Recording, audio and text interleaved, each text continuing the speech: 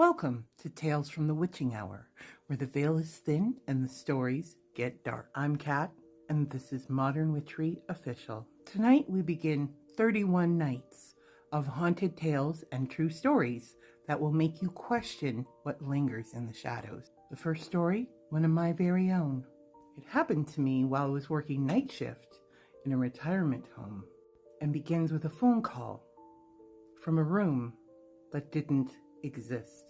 The nursing home I worked in had 5 floors. The 5th floor was under renovation. It was empty. There were rooms with some furniture in it. Nobody was living on the 5th floor. Now, when you work in a place like this, you do understand that the reality is that people have come there to eventually pass on. It's a place where people live out the last chapter of their lives. But I still was not prepared for what happened to me that night. Each of us carried phones that were connected to the resident's room. So if a resident hit their call button, their room number would show up on our phone. So it was pretty standard until I got a call from the 5th floor.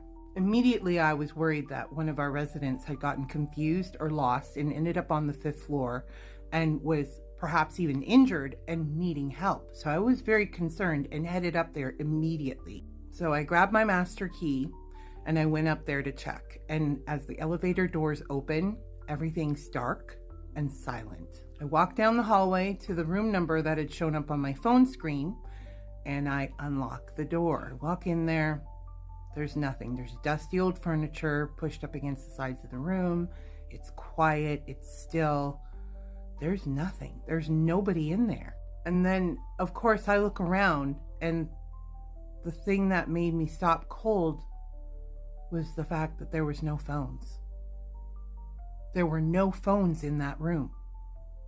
So it was impossible for someone to have accidentally called from that room because there was literally no physical phone in the room to call from. There wasn't a broken one. There wasn't one ripped from the wall. Just nothing, just furniture and dust. So of course I did my due diligence. I checked all the rooms. We checked on all the residents, made sure they were okay. This was a completely phantom call. Somebody reaching out from the void to get help. I still wonder who tried to call us from that room. I know nurses and caregivers have the best kind of stories. So if you have a story that you'd like me to share, please message me and I will read your story out loud too. Make sure you follow Modern Witchery Official for all 31 nights of October Fear. I'm Kat. This has been Tales from the Witching Hour, and sweet dreams if you can.